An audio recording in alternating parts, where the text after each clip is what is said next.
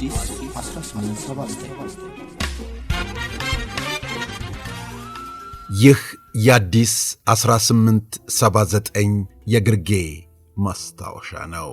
ሰሜን ሸዋ ውስጥ የዝንጀሮ ዘፈን በመባል የሚታወቀው ዘይቤ ከጥንት የወረደ ኪነ ጥበባዊ ዳራ ስለመሆኑ የአካባቢው አረጋውያን ይናገራሉ።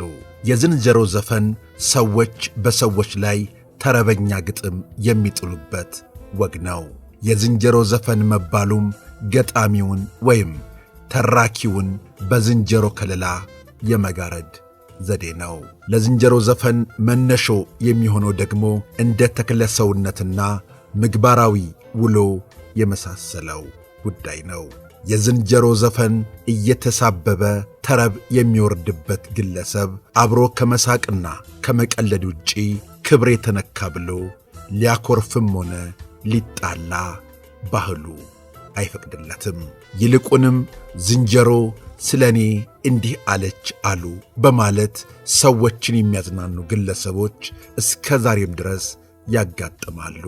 እዚያው ሰሜን ሸዋ የዝንጀሮ ዘፈን በተለይ በደቦ ላይ ደቦኞችን ለማዝናናት ድካምን ለማዋዛትና ሥራን ለማፋጠን የሚያግዝ ተወዳጅ ወግ በመሆኑ ሁሉም ወገን ጆሮ ይሰጠዋል።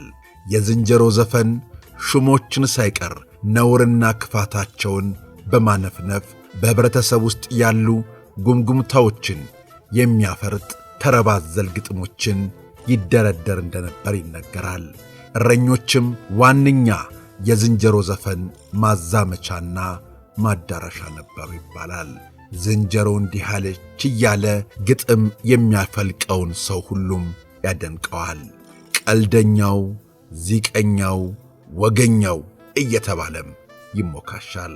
ዝንጀሮ በዚህ ሰሞን ምን አለች እስቲ ወግ አምጣ እየተባለ ሲጠየቅ የሚያስቁ ግጥሞችን እየደረደረ ሰዎችን ያዝናናል። ለማንኛውም የዝንጀሮ ዘፈን በመባል የሚታወቁትና ከአረጋውያን አንደበት የሚደመጡት ተረበኛ ግጥሞች በቀላሉ ተቀርተው የማያልቁ ቢሆንም በየምክንያቱ ከተባሉት ጥቂቱን በመጨለፍ እንዲህ እናቀርባቸዋለን።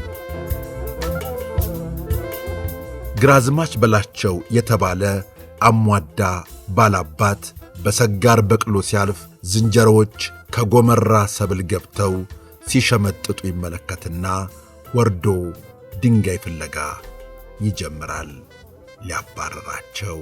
በዚህ ጊዜ ሆዱ አላስጎነብስ ብሎ እንዳወከው ያዩ ዝንጀሮዎች ግራዝማች በላቸው በበቅሎ ይፍሰሱ፣ ጠግበን እንወጣለን ድንጋይ እስኪያነሱ፣ መቼ ተፈጠሩ ለጠባቂነት፣ እርሶም ያምርቦ ግራዝማችነት፣ በየትም አልታየ ቀፈታም ዝንጀሮ፣ በሳቅ አይግደሉን በላቸው ዘንድሮ፣ ዝንጀሮ ቢወፍር አይወጣም ገደል፣ በቅሎ ላይ ቢቀመጥ ያስቃል ወደል በማለት በግራዝማች ውፍረትና ተክለ ሰውነት ክፉኛ እንዳላገጡ አረጋውያን ይተርካሉ።